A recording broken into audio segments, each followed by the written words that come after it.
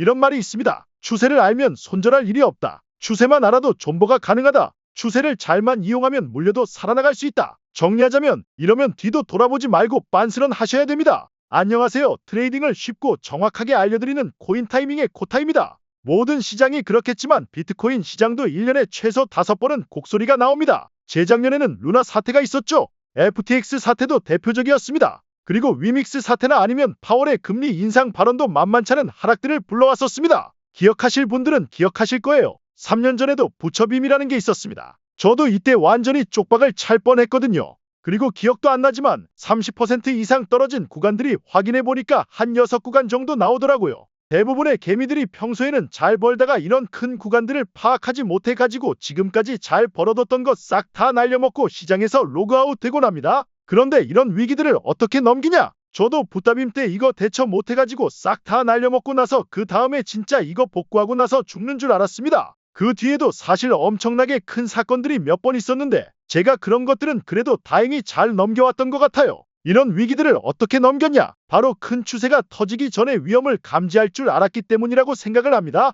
물론 이때 숏을 탔으면 좋았겠지만 위험을 피해간 것만 해도 감사할 따름이죠. 차트는 영원하고 우리가 기다리기만 하면 사람만 있으면 언젠가는 기회는 오니까요. 그래서 이번 영상에는 어떻게 추세가 터지기 전에 그 징후를 감지하는지 그 노하우를 알려드리려고 합니다. 이 노하우만 알아도 여러분들이 큰 손실을 보는 경우는 잘 없을 거고요. 그 정도로 트레이딩을 함에 있어서 진짜 피와 살이 될 산지식이라고 생각을 합니다. 그럼 이제 한번 풀어보도록 할게요. 당연히 제일 중요한 내용들은 영상 마지막에 풀 거니까 꼭 끝까지 시청을 하시고 여러분들도 시장에서 유연하게 대처하시기 바랍니다. 이런 말이 있습니다. 추세를 알면 손절할 일이 없다. 추세만 알아도 존버가 가능하다. 추세를 잘만 이용하면 물려도 살아나갈 수 있다. 100% 제가 이걸 다 동의하진 않지만 어느 정도는 제가 동의를 하는 편입니다. 추세를 알아도 손절을 할 때는 해야 돼요. 시장에서 돈을 잃는 이유는 단 하나입니다. 방향을 잘못 잡고 포지션을 들어가서입니다. 물론 항상 방향을 맞추는 것은 절대 불가능합니다. 가위바위보 한 번도 안 진 사람 있나요? 우리 이거 참 이거 항상 이기는 사람은 없습니다. 복싱에서 잽은 맞아도 됩니다. 하지만 스트레이트, 어퍼컷은 절대로 맞으면 안 됩니다. 이거 한 방 제대로 맞으면 그냥 게임 셋입니다. 트레이딩에서 어퍼컷은 바로 큰 추세입니다. 그 큰 추세는 우리가 어느 정도 미리 감지해야 돼요. 큰 추세는 근데 딱 두 가지입니다. 상방과 하방 참 쉽죠? 쉽긴 뭐가 쉬워. 이거 못해서 다 돈 잃는데 쉬우면 다 돈 벌었습니다. 그래도 다행인 것은 이게 큰 추세다 보니까 발생하기 전에 어느 정도 징후는 감지할 수 있어요. 큰 지진이 일어나기 전에는 벽에 금이 간다던가 동물들이 도망간다던가 그런 징조가 있잖아요. 그 징조를 알아보는 방법이 이 트레이딩에도 한 4가지 정도가 있습니다. 지금부터 하나씩 자세히 이야기해 볼게요. 첫 번째, 거래량이 줄면서 수렴을 거칩니다. 지금 이 차트는 2021년도 4월 5월 달 차트예요. 이때 엄청난 파멸적인 상승이 있었다는 거 여러분들 다 아실 겁니다. 이때 보시면 주가가 어느 정도 수렴을 하고 있는 걸 우리가 확인할 수 있어요. 이렇게 수렴만 하고 있냐? 수렴만 하고 있는 게 아니고 거래량도 같이 떨어지고 있는 걸 우리가 확인을 할 수 있었어요.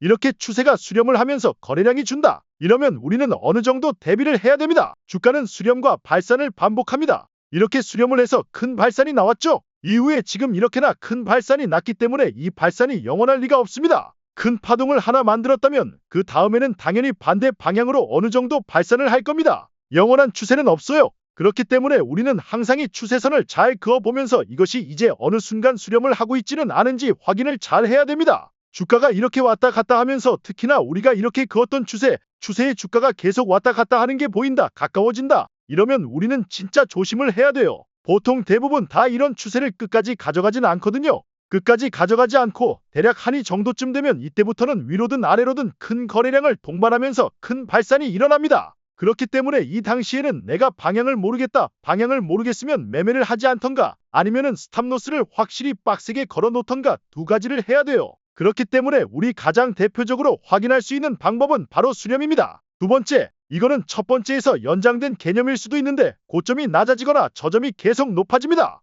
이게 무슨 말이냐? 분명히 상승을 할 때는 크게 상승을 한 번 해요. 이후에 또 상승을 하죠. 그리고 또 세 번째 또 상승을 합니다. 그런데 보시면 상승했던 그 폭이 점점 줄어간다는 걸 알 수 있어요. 이렇게 줄어가다가 여기서 어떻게 되죠? 여기서는 오히려 이 고점을 넘기지 못하거나 아니면 거의 비슷하게 오거나 아니면 넘기더라도 정말 살짝 밖에 못 넘겨요. 그러니까 이게 보통은 고점이 올라가게 되면 추세가 계속 살아있다고 하면 저점을 많이 올리잖아요. 저점은 계속해서 많이 올리는데 고점의 갱신이 점점 줄어드는 거예요. 이렇게 줄면서 결국은 첫 번째 말했던 수렴의 형태를 유지를 해버린다는 거죠. 이렇게 계속 가다가 결국은 조금씩만 이렇게 하다가 결국은 이렇게 떨어지게 되는 겁니다. 그렇기 때문에 추세는 영원하지 않아요. 언젠가 끝이 있고 그 반대 방향으로 추세가 다시 터지기 마련입니다. 추세가 끝이 다가온다는 것은 이 고점의 갱신 정도를 확인해 보고 알 수 있습니다. 저점도 마찬가지입니다.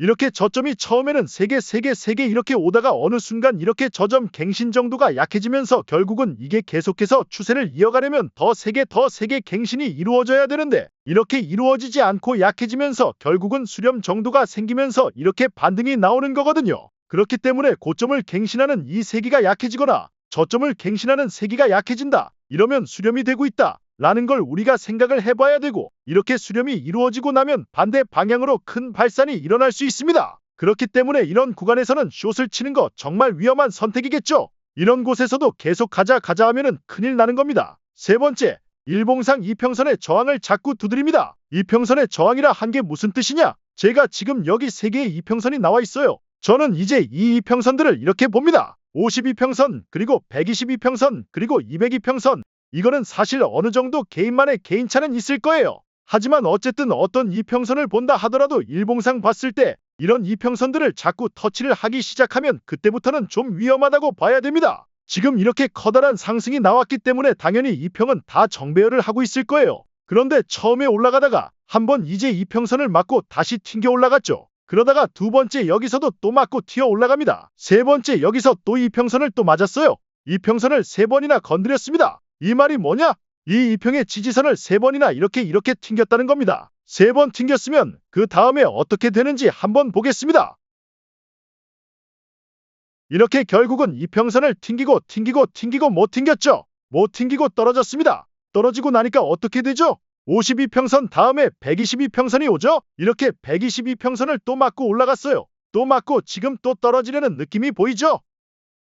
자, 이렇게 두 번째 122평선의 지지를 받지 못하고 떨어졌습니다. 그러면 마지막으로 202평선을 맞고 한 번 정도는 올라갈 수 있을지는 몰라도 당연히 맞고 올라갈 수도 있겠죠. 맞고 올라가겠지만 결국은 뚫릴 확률이 매우 높아집니다. 첫 번째 지지선, 두 번째 지지선, 세 번째 지지선을 다 뚫고 그냥 쭉 내려갈 거예요. 보시면 아예 지지도 못했어요. 바로 뚫렸어요. 전 이때 보면 이제 PTSD 오는데 이렇게 뚫렸습니다. 이렇게 뚫리기 때문에 첫 번째, 두 번째, 이평선을 계속 두드린다. 이 이평선을 두드린다는 것은 결국 지지선을 계속 두드리는 거기 때문에 계속 두드리면 깨져요. 항상 이걸 지지를 하는 게 아니에요. 지지라는 게 한두 번 정도는 지지를 할 수 있지만 3번, 4번 이렇게 넘어갈수록 이게 계속 맞으면 맞을수록 두드리니까 뚫리겠죠. 그렇기 때문에 우리는 이 지지선을 계속 두드린다. 얘가 그러면은 충분히 조심을 할 필요가 있습니다. 10번 찍으면 나무 다 쓰러진다 하죠? 10번도 아닌 5번만 두드리면 다 박살납니다. 그렇기 때문에 지지선, 저항선을 항상 잘 확인하셔야 돼요. 우리가 흔히 아는 이런 지지저항선도 있을 수 있겠지만 이런 수평의 지지저항선이 아니라 이동평균선을 통한 지지저항도 항상 확인하시기 바랍니다. 마지막으로 일봉상 과매수, 과매도가 들어가면서 다이버전스가 뜹니다. 제가 다이버전스 좋아한다고 했죠? 다이버전스만큼 추세 전환을 가장 정확하게 확인할 수 있는 것들은 잘 없어요. 똑같이 2021년도를 보겠습니다.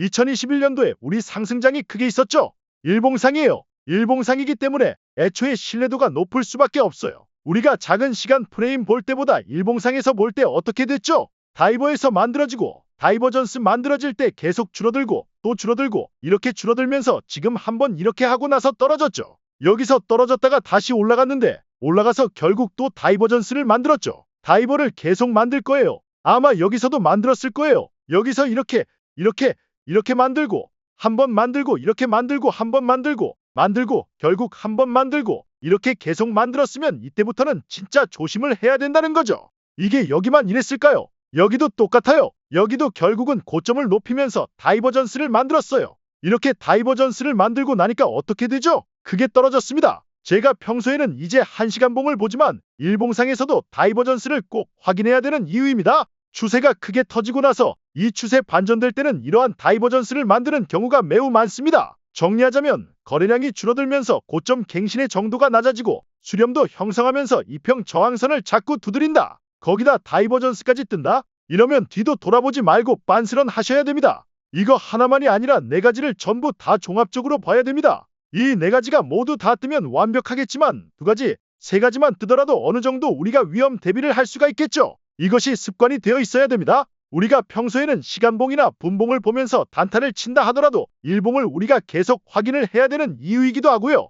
그냥 평상시에 가자 하면서 물타기를 하거나 근거 없이 매매를 하거나 이 분위기에 취해가지고 거래를 막무가내로 하게 되면 아마 크게 잃으실 날이 올 겁니다. 그렇기 때문에 항상 네 가지를 체크하면서 매매하는 습관 기르시기 바랍니다. 다음 영상으로는 이제 더 실전 매매와 관련된 더 도움되는 영상으로 한번 찾아뵙도록 하겠습니다. 그러니까 꼭 구독 좀 부탁드릴게요. 여기까지 시청해주셔서 감사합니다. 마지막으로 제가 여러분께 도움을 드리려고 하는데요. 지금 화면에 보이시는 번호 010-5584-1319번으로 코타라고 문자 보내주시면 제가 직접 선정한 무료 추천 코인을 발송해 드리고 있습니다. 여러분들께 도움이 되고 싶은 마음에 보내드리는 것이니 부담 갖지 마시고 문자 보내주시면 무료 추천 코인 바로 발송해 드립니다. 그리고 구독, 좋아요도 한 번씩만 눌러주시면 감사하겠습니다. 지금까지 시청해 주셔서 감사합니다.